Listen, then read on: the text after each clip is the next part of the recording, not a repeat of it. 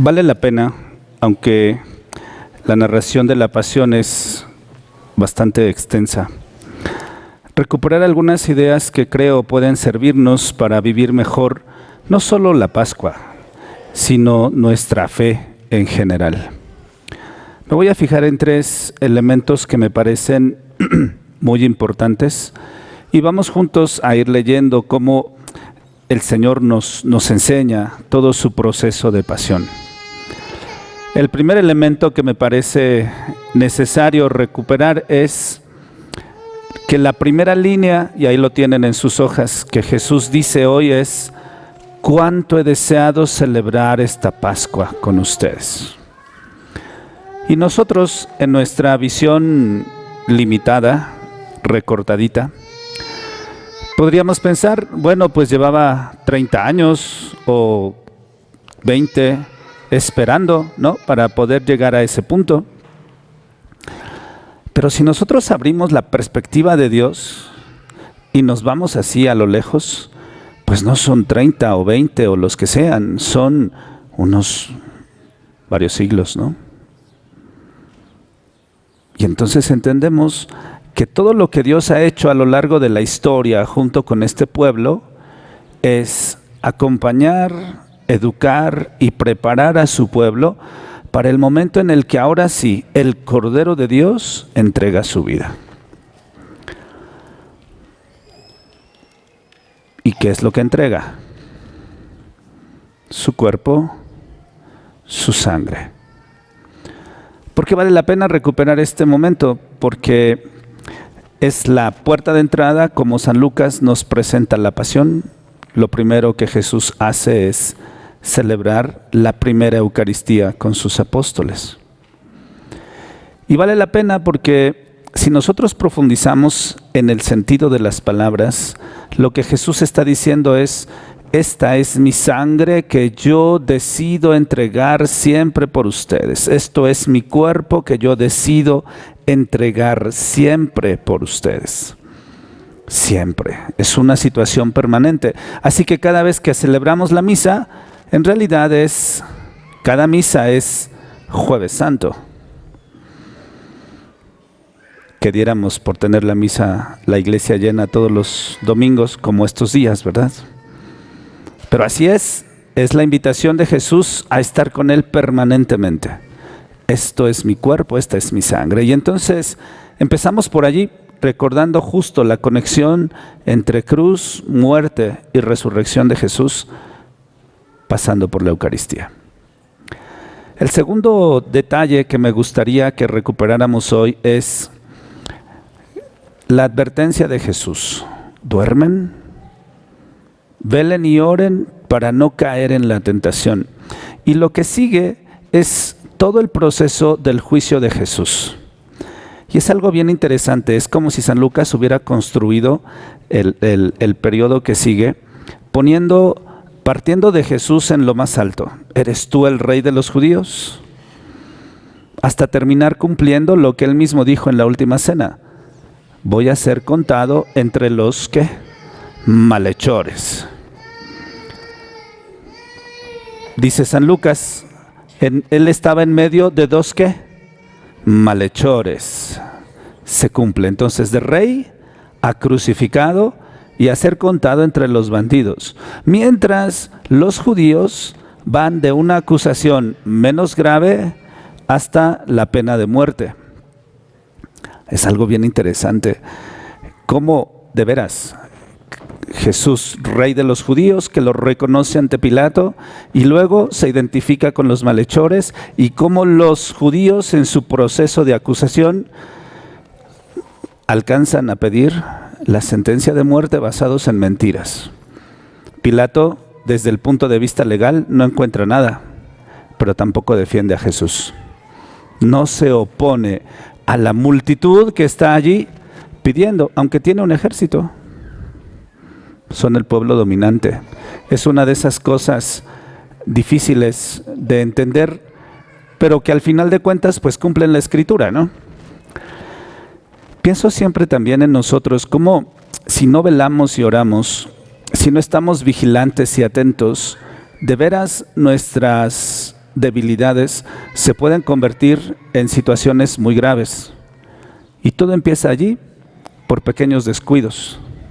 Siempre hay banderas rojas que nos van indicando, a ver, ten cuidado, no pases esa barrera, y nosotros la pasamos una vez y otra vez y otra vez, hasta que de pronto se vuelve incontrolable. Pensemos en un vicio, pensemos en algún deterioro en las relaciones personales, en fin, siempre es así.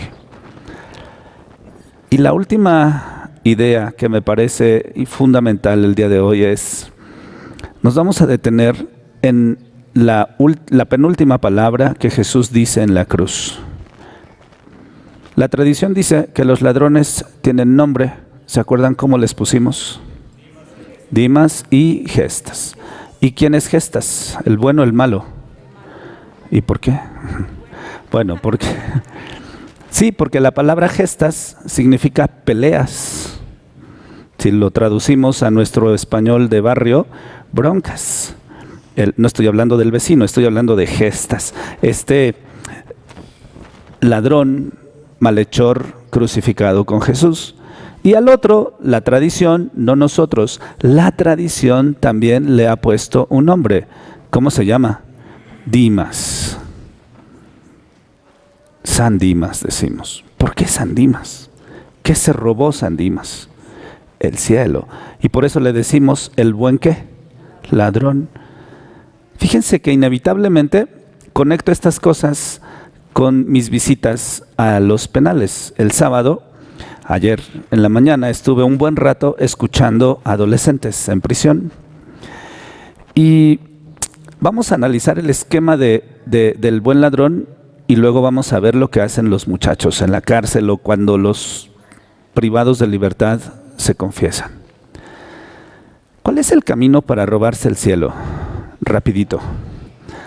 Si nosotros leemos atentamente, Jesús durante todo este juicio, donde dijimos la acusación fue de menos a más, nunca tuvo un defensor, ¿o sí? No, excepto el ladrón. Él no ha hecho nada. Entonces, ese es un elemento bien interesante.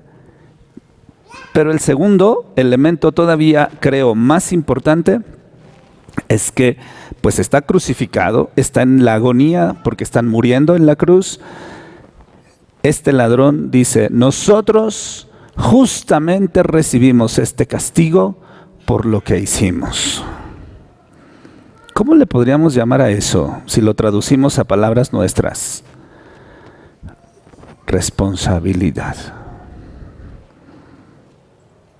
El secreto para robarse el cielo es asumir responsablemente las acciones y las consecuencias de las acciones. Yo soy responsable, asumo esa responsabilidad y me atengo a las consecuencias de mis decisiones, buenas o malas. Y entonces dejo de culpabilizar a los demás y las hago mías. Este es el secreto más importante de este ladrón. Y luego, finalmente, a Jesús no le pide nada.